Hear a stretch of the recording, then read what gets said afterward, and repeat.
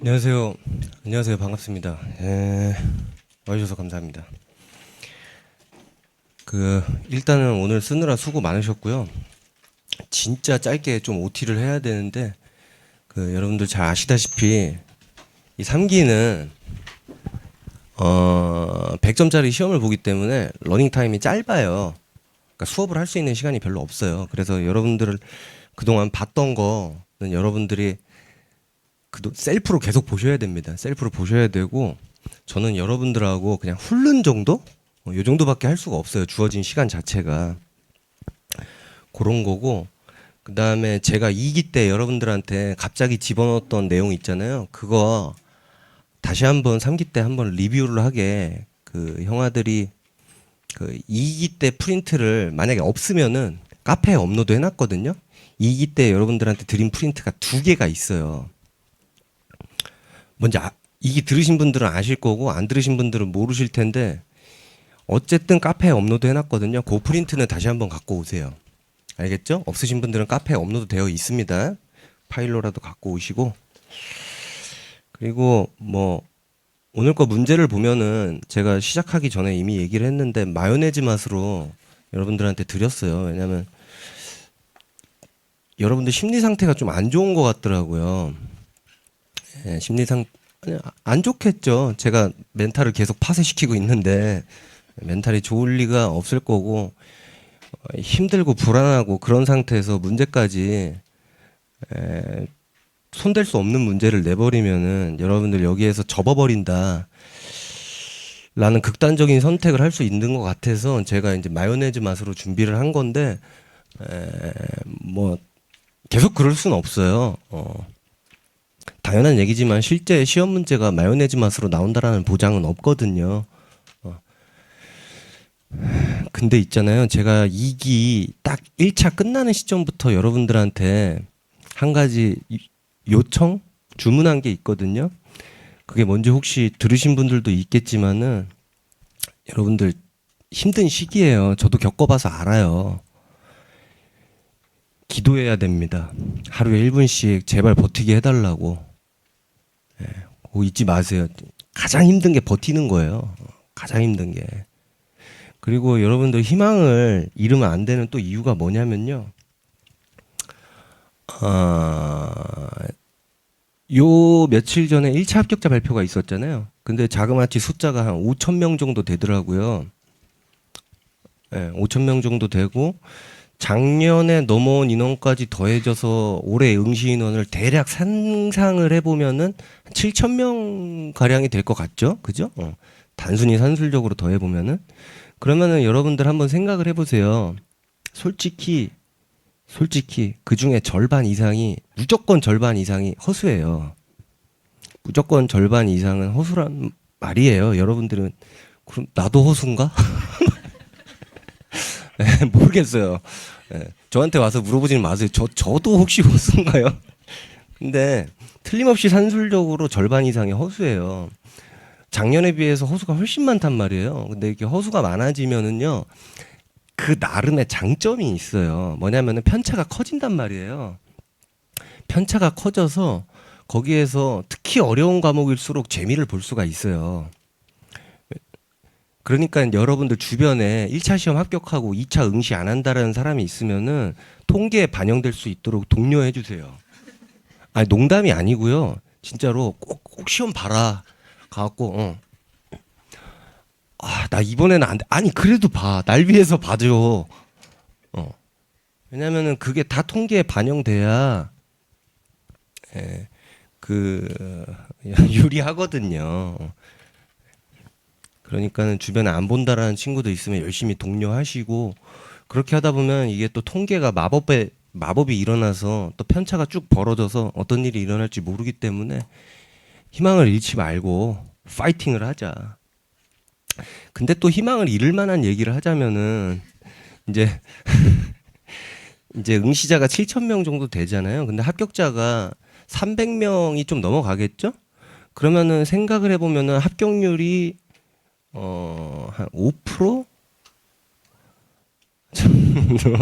예, 그러니까 쉽게 말해서 한 6,600명은 떨어질 거다 최소한 이런 결론이 나게 되는데 어마어마한 경쟁률이죠. 사실 경쟁률로만 따지면은 좀 과도한 경쟁률인 것 같은데 어쨌든 간에 허수가 많이 껴있기 때문에 숫자만 보고 두려워할 필요는 없고 열심히 보라고 독려해라. 알겠죠? 그거 정말 중요해요. 그 허수분들이 많이 시험을 봐주는 것 자체가 자체가 아무튼 각설하고 쓰닥지없는 얘기 그만할게요. 형아들 매일 매일 기도하세요. 내가 굽히지 않게 해달라고. 굽히지 않고 끝까지 가면은 결과는 진짜 아무도 모르는 거예요. 자, 각설하고 강의 계획서는 형들이 보세요. 강의 계획서 형들이 보시고 시험 범위 써 있잖아요. 그냥 그거 보시면 돼요. 그거 보시고 그동안 하던 거 꾸준히 반복하시면 됩니다. 됐죠? 그리고 연기 프린트 갖고 아니 이기 프린트 갖고 오고. 자, 오늘 거 예시답안 한번 펴보시면요. 잔인한 얘기 좀 할게요. 오늘 그 1-1 아니 1문을 보면은 이제 25점짜리인데 재임용 신청을 해서 재임용 하지 않기로 해서 이 사건 통지를 했어요. 근데 이제 이 사건 통지가 거부예요. 이 사건 통지가 거부라는 거를 눈치 못 챈 사람이 절반 넘었어요. 제가 여러분들 몇 번 돌아다녀 봤거든요. 완전히 마요네즈 맛으로 낸다라고 냈는데 여러분들 중에 절반 이상이 날아가더라고요. 그래서 시험 결과는 진짜 아무도 모르는 거구나. 여러분들 중에 보면은 본인 얘기하는 걸 가능성이 높아요. 왜냐하면 절반 이상이 날아가는 걸 제가 눈으로 목격을 했거든요. 돌아다니면서. 거기다가 대고 이제 실체법적 개념설이나 쟁소법적 개념설 이렇게 막 설시하면서 쓰고 있는 분들을 제가 굉장히 많이 목격을 했는데 제가 볼 때는 그게 빵점 처리될지는 알지는 모르겠지만 딱 맞는 컨텐츠는 아니에요. 뭐냐면은 일단 거부행위가 처분이 되기 위한 요건이 필요합니다. 처분을 신청했어야 되고 그 거부행위가 신청인의 법률관계 변동을 일으켜야 되고 신청인한테 법규상 또는 조리상 신청권이 있어야 된다라는 거. 그리고 교재에 제가 여러분들한테 꼭 보라고 하는 판례 중에 국공립대학교의 기간제로 임용된 조교수는 그 합리적이고 공정한 기준에 의해서 재임용을 신청할 권리가 있다라고 하는 게 교재에 실려 있고 거기 있는 그건 여러분들 꼭 봐야 되는 판례 중에 하나다라고 체크해 드린 바가 있거든요. 그죠? 그래서 판례는 이게 법규상 또는 조리상 신청권이 있다. 따라서 여기 있는 이 사건 통지 있죠? 이 사건 통지는 그래서 처분이다. 이런 식으로 흐름을 끌고 가는 게 제가 볼 때는 스무스한 흐름이에요. 단순히 이게 뭐 실체법적 개념설이냐 쟁송법적 개념설이냐 이런 식으로 가서 그래 이게 무슨 뭐 쟁송법적 개념설에 따르면은 처분이 될 수도 있어. 뭐 이런 식으로 전개를 해버리면은 신청권의 얘기가 갑자기 다 쓰고 나서 근데 이거 거부한 것 같은데. 네. 여러분들 중에 제가 엄청나게 많은 사람이 그 재승송법적 개념설과 신체법적 개념설을 쓰다가 하다가 아마 그 중에 일부는 중간에 지금 이상하다라고 눈치를 챘을 가능성이 높아요. 그래 이렇게 해서 그 다음에 뭐 어쩌지? 실컷 쓰긴 썼는데. 네. 근데 그래서 여러분들 시험장에서 이성을 잃으면 안 돼요. 뭐냐면요. 이거 조금만 정신 차리면 이거 거부한 건데 라고 눈치챌 수 있는데 그게 나중에 시험장에서 시험 시간 10분, 20분 남았을 때 그때 가서 눈치채면은 그때는 내가 왜 이걸 이제 알았을까 라고 하면서 분명히 붙을 시험이거든요. 어렵지 않거든요. 조금만 냉정하게 생각하면은. 근데 그 시험장에서 이성을 잃어서 점수가 왕창 깎이는, 물론 빵점은 아닐지는 몰라도 그런 현상이 벌어질 수가 있다라는 거죠. 그래서 여러분들 절대 시험장에서 제가 매년 3기 때 하는 말이 있어요. 뭐냐면은 떨릴 때 펜 들고 쓰지 마세요. 내가 지금 심장이 쿵쿵거리고 있어요. 제가 그걸 느껴봤거든요. 진짜 쿵쿵쿵쿵 힘드네. 쿵쿵쿵쿵 거리는데 펜을 잡아버려요. 펜을 잡고요. 그 떨리는 상태로 써버린단 말이에요. 그리고 나중에는 시험장에 나와서 뭘 썼는지 기억도 안 나. 그거는 이성을 잃은 상태에서 무아지경에서 뭔가를 쓰고 있단 말이에요. 그런 거 절대로 하면 안 됩니다. 뭔 말인지 알겠죠? 여러분들 시험장에서 분명히 일문만 보고 쓴다 이런 사람도 있지만은 분명히 대체로 이런 경우가 많을 거예요. 1문부터 마지막 문제까지 전체적으로 다 하고 1문은 뭐 써야 되는 거고 2문은 뭐 써야 되는 거고 3문은 뭐 써야 되는 거고 4문은 뭐 써야 되는 거고 하고 이런 거야 라고 결정하고 쓰는 사람이 있을 수 있잖아요. 일단 1문부터 쓰고 보자 이런 사람보다. 근데 저는 일단 1문부터 쓰고 보자보다 1문은 뭐 써야 되고 2문은 뭐 써야 되고 3문은 뭐 써야 되고 그런 게 어느 정도 정리가 되고 나서 시작하는 걸 오히려 권합니다.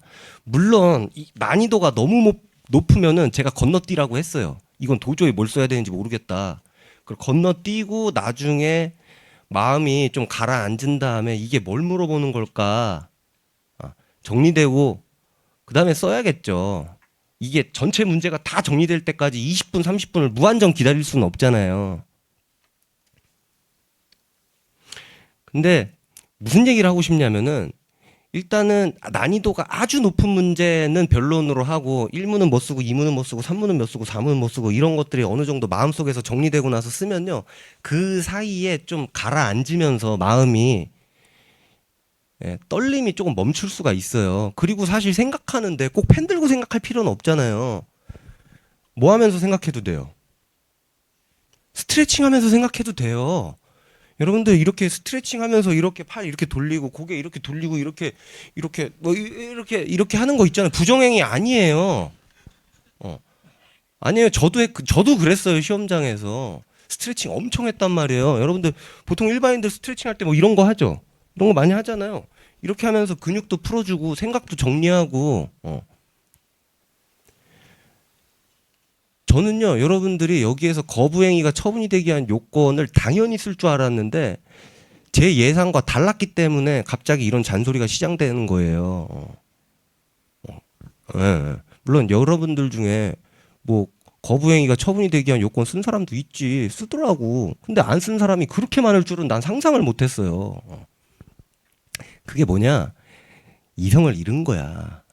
그 순간에 정신을 똑바로 못 차린 거라고요. 그래서 실제 시험장에서 떨리면은 내가 방금 전에 네 글자 뭐 하라 그랬어요. 스트레칭 하면서 생각을 해요.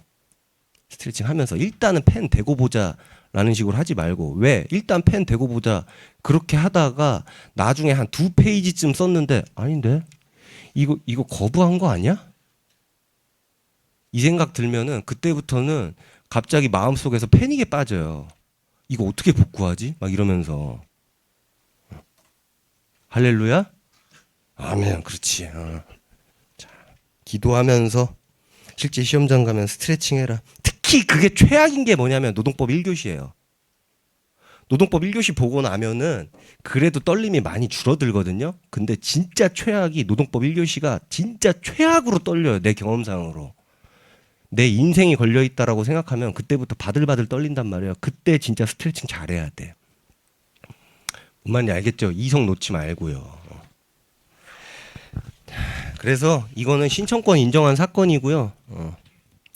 저는 거부행위가 처분이 되게 한 요건부터 이론을 검토하는 게 맞다라고 생각이 듭니다. 만약에 본인이 다른다라고 생각하신다면은 그러면은 뭐 자, 그다음에 그리고 답안 구성은 이렇게 달리했어요. 그동안은 여러분들한테 요 방식을 많이 보여줬잖아요. 논점 정리. 그다음에 여기에 첫 번째 쟁점에 대한 해결, 그다음에 두 번째 쟁점에 대한 해결, 그다음에 사안의 결론, 요때까지는 요런 구성으로 많이 보여드렸잖아요. 근데 오늘 답안 구성은 전부 다 요 구성으로 했어요. 첫 번째 쟁점, 그다음에 두 번째 쟁점 요런 방식으로 했거든요. 그래서 논점 정리, 그다음에 이론 파트, 그다음에 적용 파트 다 전체를 다 똑같은 구성으로 했어요. 그래서 요런 방식이 나는 익숙하지가 않다. 그러면 요 방식을 그냥 따라하세요. 알겠죠? 요 방식을 따라해서 그냥 다 똑같아요. 논점 정리, 이론 구성, 적용 파트. 논점 정리, 이론 구성, 적용 파트. 이런 식으로. 알겠죠?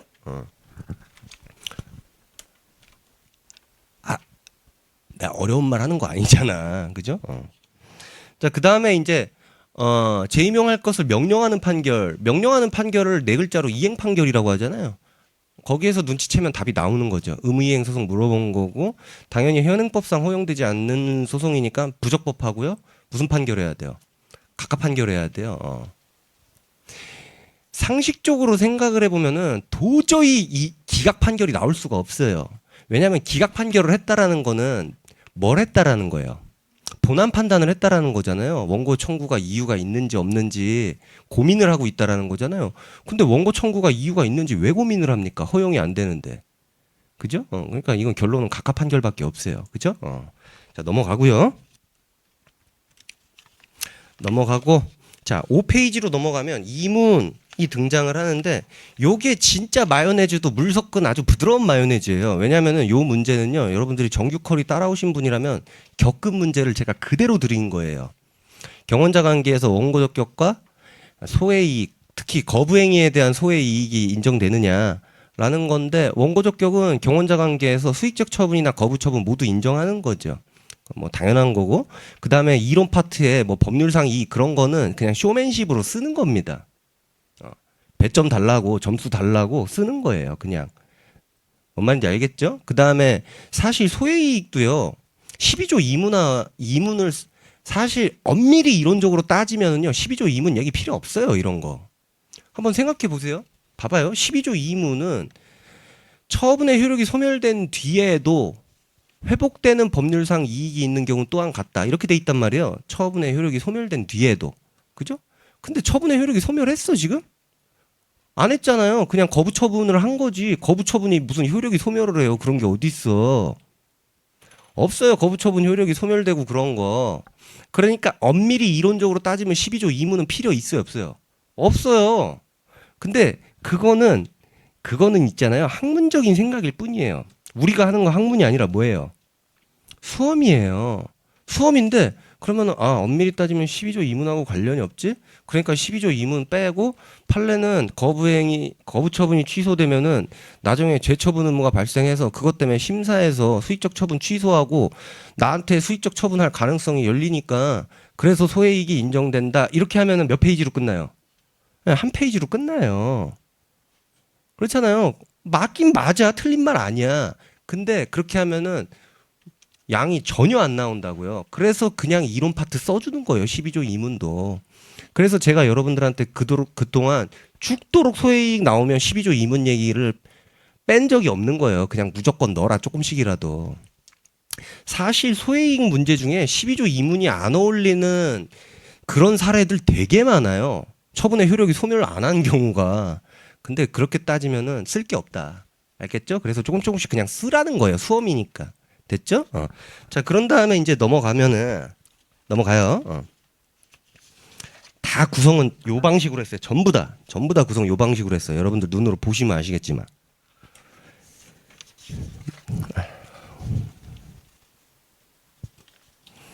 자, 10페이지로 가보세요. 이제 10페이지로 가면은 야 길어. 이런 거 보면 실제 시험장에서 어떤 마음이 올까요? 두렵죠. 일단 스크롤 압박이 오잖아요. 야 이거 왜 이렇게 기냐? 근데 읽어보면 개뿔도 없어요. 이거는 그냥 길이로 겁주는 거예요. 뭐냐면은 피고 소재지가 부산이에요. 피고 소재지가 부산이야? 근데 가로 열고 부산에 법원도 더럽게도 많아. 부울경 지역에 법원이 이렇게 많은지 나도 이거 문제 만들면서 알았어요. 진짜 법원 많아. 근데 그런 거 흔들릴 필요가 없죠. 뭐냐면 피고 소재지 행정법원으로 하는데 행정법원이 서울밖에 없잖아요. 그러니까는 서울 외 지역에서는 지방법원 본원이잖아요. 그러니까 본원이란 말은 사실 안 써도 돼요. 부산 지방법원이라는 단어만 똑바로 들어가 있으면 돼. 설마 부산 지방법원 이렇게 써 있는데 그거를 지원이다라고 생각하는 사람은 이 세상에 없거든요. 알겠죠? 그래서 정확하게 부산지방법원이라고 고르기만 하면 돼요. 그래서 보통 여러분들 합의부라는 표현은 필요가 없어요. 뭐냐면은 물론 여러분들이 소송을 안 해봐서 오해할 수도 있는데 합의부라는 표현은 사실 느나마나한 표현이에요. 여러분들이 합의부에다가 소송을 제기할 수는 없어요. 그러니까 소장은 법원에 내는 거지 합의부에 내는 게 아니란 말이에요. 그러면 합의부는 어떻게 가는데 법원이 배당을 하는 거예요. 합의부에다가. 뭔 말인지 알겠죠? 합의부에 배당을 하는 거지 여러분들이 합의부를 찾아가서 소장을 내는 게 아니에요. 그러니까는 지방법원에다가 소장을 제출하면은 지방법원에서 합의부에다가 알아서 배당을 하게 되는 거라고요. 뭔 말인지 알겠죠? 그래서 뭐 합의부라는 말은 사실 불필요한 말이고 안 써도 그만인 거고 지방법원 본원에다가 소장을 제출하면 된다. 거기까지 하면 되는 거예요. 됐죠? 자, 그런 다음에 이제 거부처분 소송에다가 나중에 수의적 처분을 추가적으로 병합했단 말이에요. 그죠? 자, 그럼 보세요. 이것도 요 그림만 간단히 납득을 하면 되는데 요때 거부랑 수의적 처분이 앞날이에요. 앞날인데 요때부터 90일 이내에 거부에 대해서 취소 소송을 적법하게 제기를 했어요. 근데 한참 6개월 이상이 지나고 요때 수익적 처분에 대해서 취소 소송을 제기를 했단 말이에요. 그렇죠? 자, 그러면은 이렇게 추가적으로 병합할 때는 소장을 제출하는 게 아니라 요거 신청서를 내잖아요. 추가적으로 병합해 달라라고 소변경 신청서를 내잖아요. 저게 소장 제출한 거랑 똑같은 거죠. 그잖아요. 그래서 저 추가적 병합 신청서 낸 날이 제소기간 준수 여부 기준 시점이죠. 그게 90일 안에 들어와야 되는 건데 지금 90일 안에 들어왔어요? 못 들어왔어요? 들어올 수가 없죠. 6개월 이상 지났다고 하니까. 그잖아요.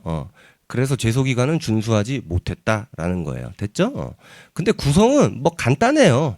뭐냐면은 행정심판을 거친 경우는 어떻게 하는지 간단히 조문 써주고 행정심판은 안 거친 경우는 어떻게 하는지 간단히 써주고 그 다음에 앞날 뭐 이튿날 그런 얘기 간단히 써준 다음에 추가적 병합 신청 시 요 내용은 빠질 수가 없겠죠. 그래서 추가적 병합 신청 시에 제소기간 준수 여부 기준 시점 언제로 보는가 그거 여러분들 추가로 써주면은 요 내용은 뭐 아주 손쉽게 해결이 되는 거죠. 됐죠? 자, 그런 다음에 넘어가세요. 다 마요네즈 맛이야. 자, 그런 다음에 이제 13페이지로 넘어가시면은 13페이지 넘어가시면은 이제 다시 거부 처분을 했단 말이에요. 이게 기속력에 위반되는지와 간접강제 신청하는 경우 인용 가능성이 있는지 설명하시오. 이게 아마 여러분들 조금 혼란스럽게 했을 거예요. 왜냐면은 승주 저 자식이 문제를 만들 때 그래 기속력에 위반을 하니까 그 기속력 간접강제가 인용되려면은 재처분 의무를 아예 안 했거나 했다고 하더라도 기속력 위반이 돼야 되잖아요. 그러니까 분명히 그렇게 만들었을 것 같은데 지금 이거 기속력 위반이 아니라 그러면 간접강제가 아예 안 되는데 그러면은 좀 뭔가 스무스하지 않은 것 같은데 이제 그러면서 뭔가 이제 이론적인 생각보다 나랑 심리전을 하려고 좀 생각을 했을 거야 아마.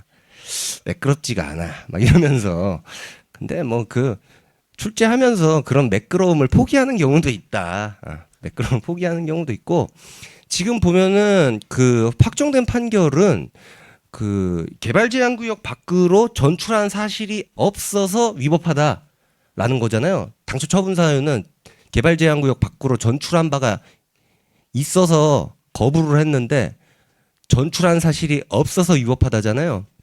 이것과 나중에 보완 요구를 했는데 불응했다라는 거는 전혀 그 기초가 되는 그 기본적 사실관계가 전혀 동일하지가 않죠. 그죠? 그래서 기본적 사실관계 동일성이 없잖아요. 그러니까는 기속력 위반이 될 수가 없죠. 그잖아요. 반복금지 의무에 위반되는 게 아니잖아요. 그래서 반복금지 의무에 위반되지 않는 재처분을 했죠. 됐죠? 그렇기 때문에 어쨌든 기속력 위반이 아닌 재처분을 했으니까 간접강제는 인용될 가능성이 없는 거죠. 그죠? 인용될 가능성이 아예 없어요. 됐죠? 자, 간접강제가 인용되려면 재처분을 안 했거나 기속력에 위반되는 재처분을 했거나 하잖아요. 근데 재처분이 기속력 위반이 없으니까 간접강제는 인용될 수 없다. 이런 식으로 전개하면 되는 거고 아마 여러분들 오늘 100점짜리 처음 운용해 보신 분들은 조금 느끼셨을 수도 있는데 이게 25점에 쟁점을 2개씩 집어넣다 보니까 토탈 쟁점을 8개를 써야 되잖아요. 이 8개를 쓰려면은 봐봐요. 전체가 100분이잖아요. 전체가 100분인데 8개다 보니까 한 쟁점 쓰는데 10분이 살짝 넘어가는 정도밖에 안 된단 말이에요. 맞잖아. 단순 계산하면 12분? 뭐 요 정도? 그러니까는 시간이 여유롭지가 않아요. 시간이 여유롭지가 않고 뭐 내가 여기에서 아는 거 뭐 진짜 풀로 충만하게 다 쓰고 가겠다라고 하면은 뒤에 거를 못 풀게 되거든요. 그래서 특히 이렇게 뭐 간접강제 기속력 내가 아는 거 많으니까 다 쓴다 죽었어 이러면 안 되고요. 잘 요약을 해야 돼요. 요즘 같은 트렌드라면은 압축해서 쓰는 것도 능력이 돼 버리거든요. 쟁점이 워낙 많이 들어가니까. 자, 하여간 기도하시고 포기하지 마시고 파이팅 할렐루야. 자, 여러분들 교재 115페이지 오십시오. 아까 설명한 바와 같이 여러분들하고 봤던 판례 하나하나 다 못 봐요. 굵게 지나가면서 볼 거예요. 자, 115페이지로 오시면은 의무이행 소송과 적극적 형성 소송이 나오는데 실제 시험 문제에서 뭐 행정청한테 명령을 하는 판결을 구한다, 혹은 법원이 직접 처분을 해버리는 판결을 구한다라고 하면 요거 물어보는 거죠.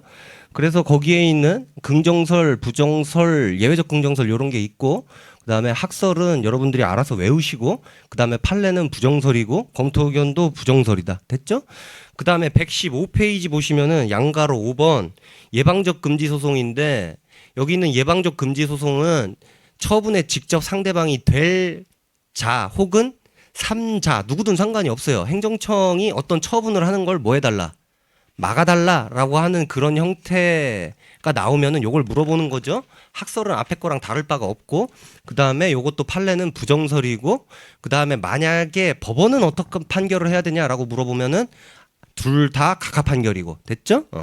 자, 그 다음에 117페이지 취소 소송인데 넘어가시고요. 119페이지로 오세요.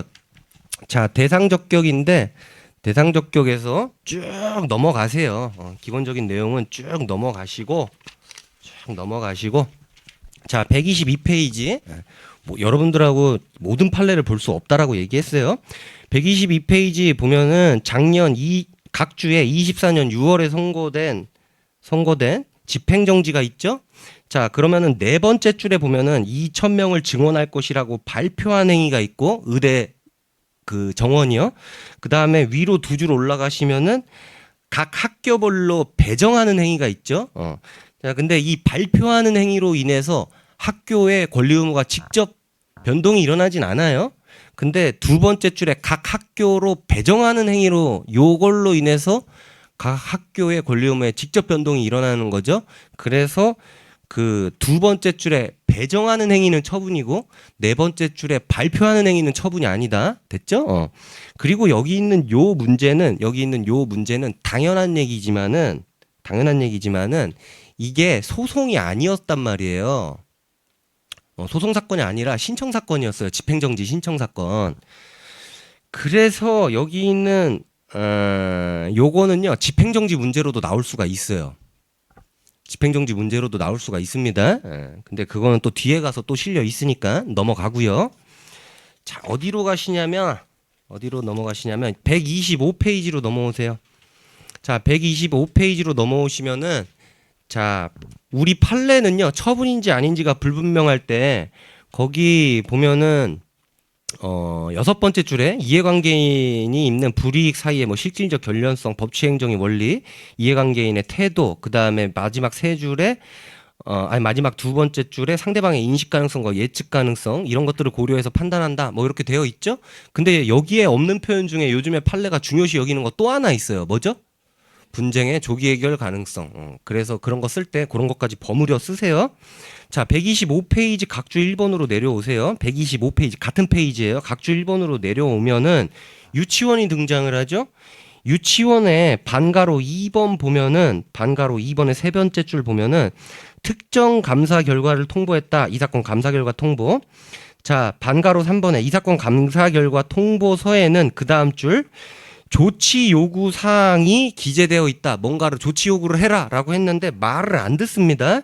자, 반가로 4번으로 넘어가면은 피고는 2020년 10월 22일 원고가 조치 요구 사항을 이행하지 않았다라고 해서 그 다음 줄에 미이행 결과에 따른 행정 처분 통지라는 제목으로 그 다음 줄에 이 사건 조치 요구 사항을 이행할 것을 명하는 시정 명령을 했다라고 합니다. 자, 근데 여기에서 이제 행정청이 여기 있는 이 사건 시정명령은 처분이 아니다라고 소송에서 방어를 하기 시작합니다.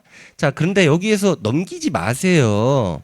지금 밑에서 두 번째 줄에 보면은 행정청이 행정처분 통지라고 했죠. 자, 그러면은 이렇게 처분 통지라고 오면은 양쪽 다 인식이 생겨버려요. 자, 이 처분 통지는 누가 쓴 거예요? 행정청이 썼죠. 그러니까 쓸 때 자기도 이걸 뭐라고 생각한 거야? 처분이라고 생각했죠. 상대방도 이걸 처분이라고 인식하죠. 그러니까는 이런 거는 뭐다? 처분이 맞다라는 거예요. 됐죠?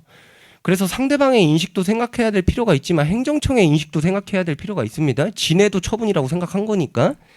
자, 그런 거고 이제 넘어가시고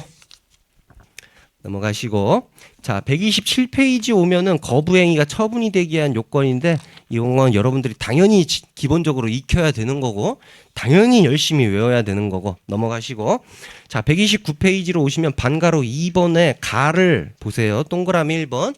자, 검사를 너도나도 해달라고 신청을 하는데 검사는 숫자가 한정이 돼 있죠. 그러니까 서로 무슨 관계예요? 경원자, 경쟁자 관계에 있는 거죠. 그래서 누군가한테 수익적 처분을 해주면은 수익적 처분 못 받은 자는 자동으로 거부 처분이 되는 거죠. 자, 그런데 이 검사 임용이라고 하는 처분은 임용권자의 재량이죠. 그렇지만은 하자 없는 재량을 행사해야 될 의무가 있고 상대방한테는 대응하는 권리가 있는 거죠. 하자 없는 응답을 받을 권리가 있는 거죠. 하자 없는 재량을 아무튼 그런 거가 있고 자, 그 다음에 130페이지 동그라미 2번으로 가세요. 동그라미 2번은 임용 지원자예요. 아직 임용 안 됐어요. 첫 임용 지원을 하고 있어요. 자, 그래서 두 번째 줄 보면은 여러 단계를 대부분을 통과해서 지원자 중 유일한 면접 대상자로 선정되었다. 그렇다면은 이러저러하기 때문에 마지막에 조리상 신청권이 있다.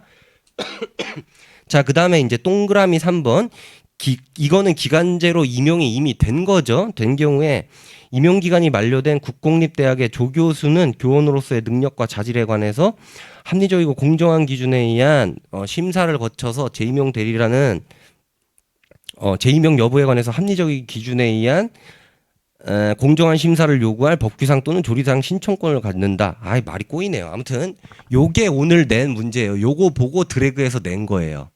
판례 검색해가지고. 그죠? 딱 요거죠? 요런 거고. 자, 봐봐요. 내가 얼마 전에 누군가랑 대화하면서 좀 요걸 느꼈는데 뭔가를 잘못 알고 있더라고요. 뭐 여러분들 중에 잘못 알고 있는 사람이 얼마나 있는지는 모르겠지만은 자, 보세요. 선생이라고 할게요. 선생님. 교수 포함해서 이 선생님은 국공립이 있고요. 그 다음에 뭐가 있어요? 사립이 있어요. 여기까지 괜찮죠? 자, 여기 국공립 선생님은 자, 두 종류가 있다고 할게요. 교수 포함이라고 했어요. 국공립 선생님은 두 종류가 있는데 자, 진짜 교수님이 있어요. 어디에서 일하시는 분들이에요? 대학에서 일하시는 분들이 있고 그 다음에 그냥 선생님이 있어요. 선생님이 있는데 이분들은 초, 중, 고 요런 선생님들이 있어요. 여기까지 됐죠? 이렇게 돼 있는데 지금 여러분들 필수전치주의에 보면은 교육공무원이 나와요. 필수전치주의에 보면은 뭐가 포함된다고요? 교육공무원이 포함돼요. 그러니까는 여기 있는 요분들도 교육공무원인 경우가 있거든요. 근데 요분들은 필수전치주의 아닙니다.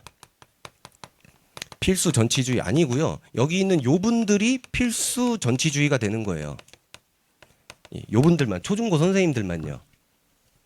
그래서 교재에는 교육공무원 그냥 이렇게 단순하게 돼 있는데 국공립대학 교수는 필수전치주의 적용되지 않습니다.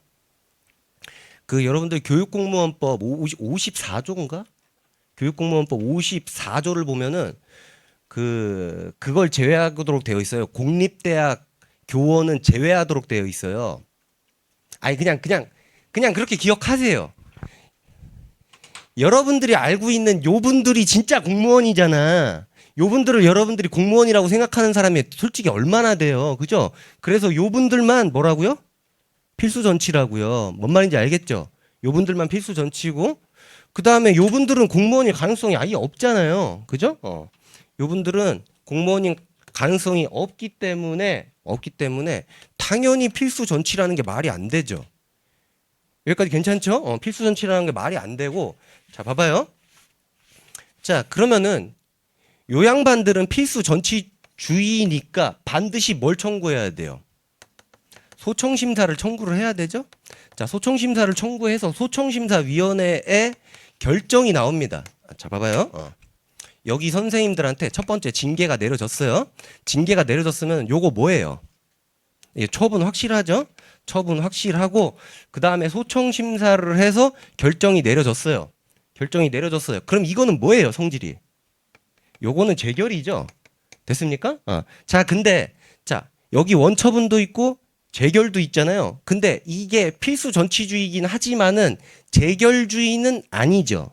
재결주의는 아니잖아요. 그러면은 얘도 대상이 될 수 있고 얘도 대상이 될 수 있는 거잖아요. 대상이 될 수 있는데 재결주의가 아니기 때문에 얘를 대상으로 고르려면은 뭐가 있어야 돼요?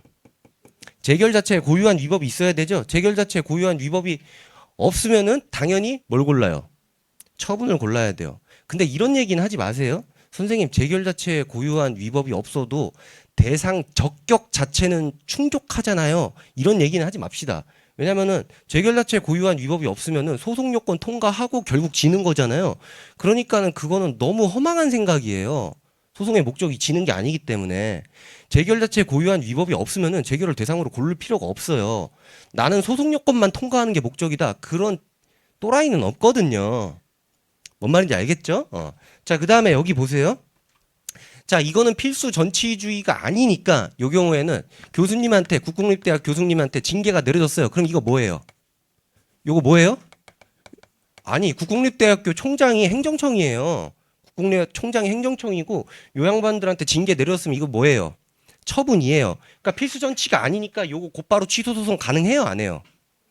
가능하죠. 그런 방식도 되고 당연히 되고 그 다음에 필수 전치주의가 아니지만 이거는 하지 말라라는 게 아니잖아요. 정확히 얘기하면 해도 되는 거잖아요. 이건 해야 하는 거고, 그죠? 그러니까 요양반들도 먹어칠 수 있어요. 소청심사 청구할 수 있는 거죠. 소청심사 청구하면은 어떤 결정이 나오잖아요. 소청심사위원회. 이것도 성질을 뭘 가져요? 예, 재결을 갖는 거죠. 여기까지 됐습니까? 그래서 여기에서도 똑같은 논리가 적용되는 거예요. 자, 여기 원처분도 있고 재결도 있는데 이게 재결주의는 아니거든요. 재결주의는 아니야. 뭔 말인지 알겠죠? 그러니까 저 때도 재결 자체에 고유한 위법이 없으면 뭘 대상으로 고르는 게 맞아요? 원처분을 대상으로 고르는 게 맞아요. 뭔 말인지 알겠죠? 자, 그런 다음에 여기 보세요. 자, 사립학교 교원이 있어요. 이거는 뭐 초중고건 교수님이건 다 마찬가지예요. 뭐냐면 어떤 징계가 내려졌을 때 처분이에요, 아니에요? 이 처분 아니에요. 설령 출제자가 징계 처분이 내려졌다 이렇게 표현했다고 하더라도 낚이면 큰일 납니다. 예를 들어서 노동법에서 사용자가 인사처분을 하였다 이렇게 나온다고 하더라도 이거 행정소송법상 처분인데 이렇게 생각하는 또라이는 없잖아요. 맞잖아요. 아 그렇게 생각했어요 혹시? 네. 그러니까 이거는 처분이에요 아니에요? 처분이 아니죠, 그죠? 처분이 아니고 교원지휘법에 따라서 뭐가 가능합니까? 사립학교 선생님들도 소청심사 청구가 가능하죠. 그럼 소청심사위원회가 어떤 결정을 내렸을 때 이게 재결의 성질을 가질 수가 있어요, 없어요? 없어요. 원처분이 없는데 어떻게 재결의 성질을 가져요? 말이 안 되죠. 이게 뭐예요? 비로소 이게 원처분이 되는 거예요. 그러면 만약에 행정소송을 하고 싶으면은 여기 있는 얘를 대상으로 한다? 아니 안 된다니까. 처분이 아니어서 오로지 뭐만 대상으로 할 수 있어요. 요것만을 대상으로 할 수 있어요. 이때는 선택지가 요때는 선택지가 없어요. 왜? 하나밖에 없으니까. 됐죠? 자, 그럼 피고는 누구로 해야 돼요? 피고는 누구로 해야 돼? 말이 안 되잖아요. 저게 행정청 아니라니까. 사립학교는 여기 소청심사위원회가 피고가 될 수밖에 없어요. 이건 아예 선택지가 존재하지가 않습니다. 요거는요. 뭔 말인지 알겠죠? 그래서 그냥 알고 있을 거라 생각은 했는데 누군가랑 대화를 하면서 내용에 제가 허점을 발견을 했거든요. 그래서 뭔가 오해가 있다라는 생각이 들어서 그 선생님들 좀 정리를 했습니다. 알겠죠? 그리고 제가 혹시 기억나는지 모르겠는데 연기 마지막 주인가? 마지막 주인가? 아니 마지막은 말이 안 되지. 마지막 전주인가에 여러분들 혹시 교원지휘법 제가 꼭 한번 보라고 했었어요. 교원지휘법에서 소청심사 얘기가 나오거든요. 거기에 분명히 제소기간이 따로 적혀 있을 거야. 아마 3자가 들어가는 숫자로 적혀 있던 걸로 제가 기억하거든요. 30일이죠. 나도 기억이 가물가물해. 예. 왜냐면 개별법에 다 30일인 경우는 아니거든요. 예를 들어서 근로기준법은 15일 주잖아요. 그러니까는 그거 뭐 숫자를 암기하겠다 그런 거는 제가 볼 때는 노답인 거고 문제는 찾을 줄만 알면 돼. 있어? 그러니까 내가 그거 보고 찾아야지. 요 정도만 할 줄 알면 된다고요. 뭔 말인지 알겠죠? 자, 그런 거고 지금 뭘 했지? 지금 뭘 했어요, 방금? 아, 재임용? 넘어가요. 재임용 넘어가고 쭉쭉쭉 넘어가세요. 자, 134페이지 보세요. 자, 134페이지에 보면 16, 17번이 이제 같은 건데 여러분들 이제 신고는 수리를 요하는 신고가 있고 수리를 요하지 않는 신고가 있죠. 자, 그러면은 자, 봐봐요. 여러분들 머리가 돌아가는 게 제가 말하는 것보다 천천히 돌아가면 안 됩니다. 수리를 요하는 신고에서 수리를 했다. 처분이다, 아니다. 아따, 돌아가는 속도 아니. 자, 수리를 요하는 신고에서 수리를 했다. 그럼 처분이다, 아니다. 처분이다. 자, 그다음에 수리를 요하는 신고에서 수리를 거부, 반려를 했다. 그러면은 이건 처분이다, 아니다. 처분이다. 그죠? 대표적인 게 뭐예요? 노조 설립 신고 반려하는 거. 그죠? 그죠? 자, 그다음에 수리를 요하지 않는 신고에서 수리를 했다. 그러면 그 수리가 처분이냐? 아니다. 왜? 수리가 필요 없잖아요. 애시당초 필요 없는 걸 지가 왜 하고 있어. 자, 근데 수리를 요하지 않는 신고를 반려했다. 그러면 이론적으로 처분이에요, 아니에요? 아니죠. 아닌데 골 때리게 이렇게 처분이라고 본 게 16, 17번. 됐죠? 여기에서 어떤 논리가 적용되죠? 불안하다고 지금. 그러니까는 이 불안감을 빨리 해소를 하고 싶어.